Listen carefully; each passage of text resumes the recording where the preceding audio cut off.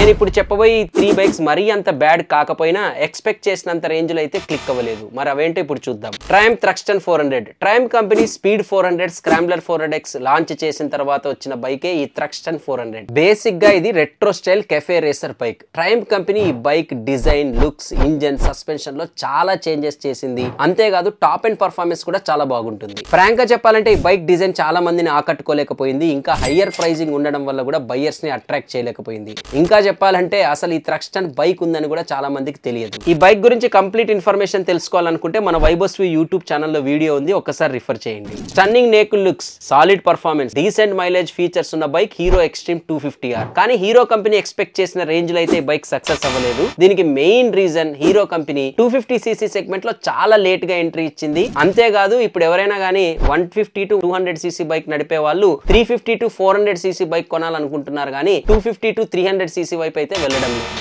ఈ బైక్ కు సంబంధించిన కంప్లీట్ రివ్యూ వీడియో కూడా మన ఛానల్లో ఉంది. సో ఎవరైనా చూడకపోతే ఒక్కసారి ఆ వీడియోని చూడండి. 2024 లో మోస్ట్ అఫోర్డబుల్ 400cc బైక్ గా లాంచ్ అయిన బైక్ బజాజ్ పల్సర్ NS 400. దీంట్లో 373cc engine, 43 HP power, traction control system, ABS ride modes తో పాటు అన్నిటికీ మించి బ్యాక్గ్రౌండ్ లో బజాజ్ పల్సర్ లెగసీ ఉన్నప్పటికీ కూడా ఇది ఎక్స్పెక్టేషన్స్ ని అందుకోలేకపోయింది. దీనికి ఒకటే రీజన్, ఇది 400cc బైక్ వైబ్ ఇవ్వలేకపోయింది. ఏ 200 ఆర్ 250cc బైక్ లాగా ఇది కనపడుతుంది. ఇవి 3 ఫెయిల్యూర్ బైక్స్ అయితే కాదు, ఇందాక చెప్పినట్టు అనుకున్న రేంజ్ లో అయితే ఇవి మార్కెట్ లో సక్సెస్ అవ్వలేకపోయాయి.